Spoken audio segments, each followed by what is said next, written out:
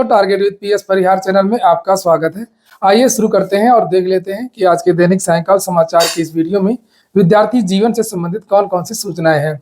Video को like कर दें, शेयर कर दें। जिन छात्रों ने चैनल को अभी भी सब्सक्राइब न किया हो तो जल्दी से सब्सक्राइब कर लें ताकि आप लोगों को इसी प्रकार से ऑथेंटिक अपडेट सबसे पहले मिलती रहे। बात करते हैं एलटी ग्रेड शिक्षक भर्ती की। एलटी ग्रेड शिक्षक भर्ती के आवेदन चल रहे हैं, लास्ट डेट पास में ही। और एलटी ग्रेड शिक्षक भर्ती में 10 से ज्यादा मुकदमे दाखिल हो चुके हैं। 2 मुकदमे एज रिलैक्सेशन को लेकर के दाखिल हुए हैं, एक एलटी का, दूसरा प्रवक्ता भर्ती का। 2 केस एलटी में ही दाखिल हुए कंप्यूटर को लेकर के। एक केस दाखिल हुआ है कि कंप्यूटर में बीएड की अनिवार्यता फिर से बहाल की जाए। दूसरा कि एलटी में आईटी को भी शामिल किया जाए कंप्यूटर शिक्षक भर्ती में। चौथा 5वां केस दाखिल हुआ है आप लोगों का कि एलटी में टीईटी को लागू किया जाए फिर से। और ज्यादातर जो केस हैं, इन सभी केसों की जो सुनवाई है 26 तारीख को होनी है। 26 तारीख को कई केस के डिसीजन आएंगे, आ सकते हैं, और कोई ज़रूरी भी नहीं है। कोर्ट के बारे में बहुत कुछ 100% नहीं कहा जा सकता है। जो लोग याची होते हैं वो तो अपने डंके की चोट से उनकी बात कहते हैं, वो उनका कहना है, उनका विश्वास है, तो वो लोग कोर्ट जाते हैं, उनकी बात अलग है। लेकिन जो जैसा हम लोग देख रहे हैं, कोर्ट के जो भी डिसीजंस होते हैं उनके बारे में आप कुछ भी नहीं कह सकते।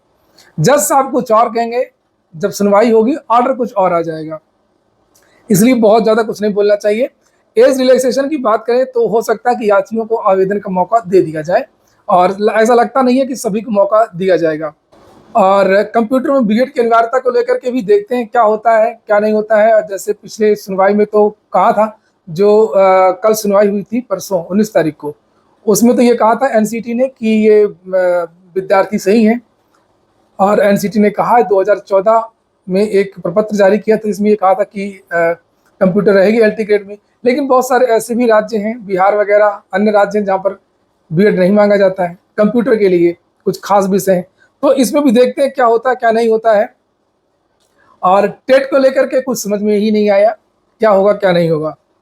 लेकिन एलटी में टेट अगर नहीं होता है तो विद्यार्थियों की दूसरी एक उसी में प्रेयर है कि अगर आप 9-10 को मानते हैं तो फिर जूनियर की 6 to 8 का जो कैडर है वो नया कैडर बनाइए और नई भर्ती कीजिए। ये जो जूनियर की जो लड़ाई चल रही है विद्यार्थियों की, ये अंतिम लड़ाई है, और अगर इस पर भी कोई फैसला नहीं आता तो फिर जूनियर की लड़ाई पूरी तरीके से समाप्त हो जाएगी। तो ये जितने भी आर्डर हैं ये अब 26 तारीख को हम लोग देखेंगे क्या होगा क्या नहीं होगा। अगली जो सूचना है वो पेट को लेकर के है। पेट आपका जो है समय से होने जा रहा है। पेट की तैयारियां जोरों से चल रही हैं। इस बार पेपर के पैटर्न में आपको बदलाव देखने को मिलेगा, पूरा नए तरीके से पेपर देखने को मिलेगा, और परंपरागत पेपर नहीं मिलेगा।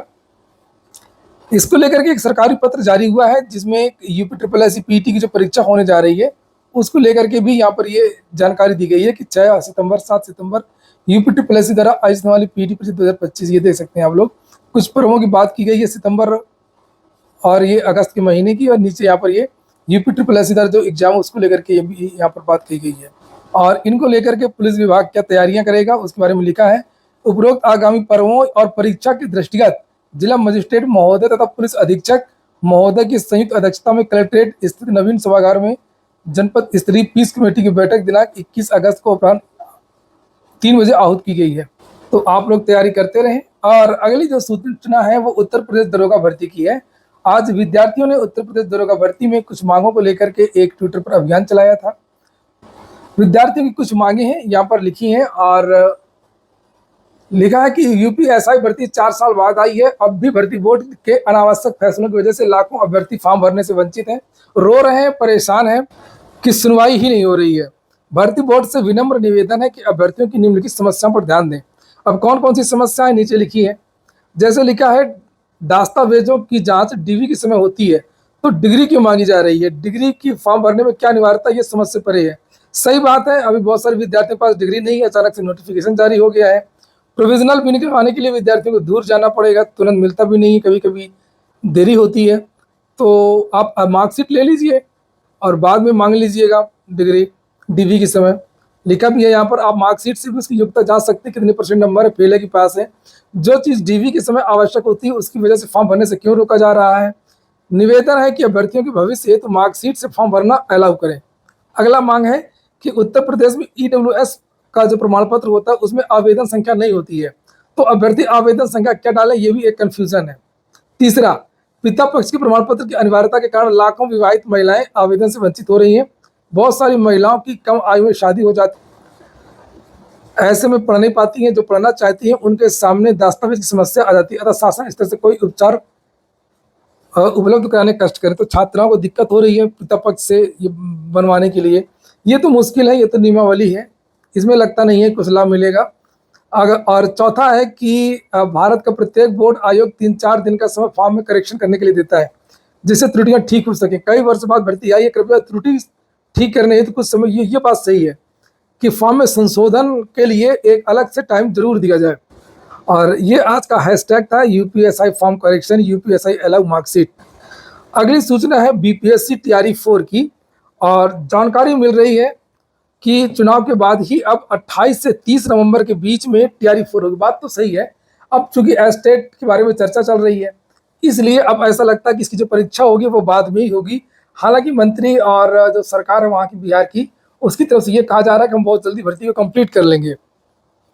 सरकार जल्द ही टीआरई 4 को लेकर महत्वपूर्ण फैसला, पेपर में भी आज जानकारी दी गई थी, कल भी जानकारी दी गई थी। 2-3 दिन से लगातार एसटीईटी और टीआरई 4 को लेकर के जानकारियां दी जा रही हैं। एसटीईटी परीक्षा को लेकर के भी हलचल तेज है। रोस्टर क्लियरेंस से पहले ही एसटेट को लेकर के फैसला की बात अभी सुनील कुमार जो आगे मंत्री उन्होंने करी थी। बीएसईबी और शिक्षा विभाग की जल्द बैठक होगी। नीतीश कुमार टीआरई 4 को लेकर के जल्दी घोषणा करेंगे। और जो जानकारी मिली है कि सभी जिलों में तेजी से रोस्टर क्लियरेंस में जांच के जो अधिकारी हैं वो जुट गए हैं।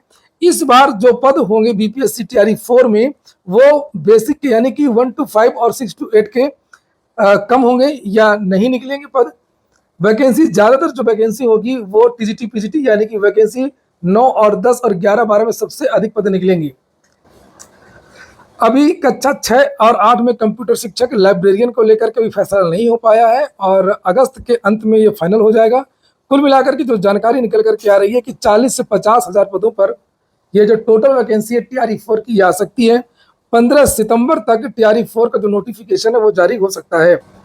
और यूपी की जो टीजीटी पीजीटी की वैकेंसी है उसमें भी जानकारी मिल रही है कि अभी देरी लगेगी, कई तरीके से देरी हो रही है। आपको मालूम भी है कि अभी तक पदों का अधियाचन नहीं आया है शिक्षा निदेशालय में, माध्यमिक शिक्षा विभाग में, और अभी तक इनका पोर्टल भी ऑनलाइन नहीं हुआ है। तो पहले सभी जिलों से अभी अधियाचन आएगा, उसके बाद में फिर ये कार्य विभाग को भेजेंगे, और पोर्टल जब बन जाएगा तब ये पद जो शिक्षा सेवा चयन आयोग आ सकते हैं। तो ठीक दोस्तों, ये हो गया आज का वीडियो आपको अच्छा लगा हो, अभी काम का हो तो लाइक अवश्य कर दें। जिन छात्रों ने चैनल को सब्सक्राइब न किया हो सब्सक्राइब कर लें। पूरा वीडियो सुनने के लिए बहुत बहुत धन्यवाद। और टेलीग्राम चैनल को भी ज्वाइन कर लें। टेलीग्राम चैनल की लिंक मेरे प्रत्येक वीडियो के डिस्क्रिप्शन में उपलब्ध रहती है।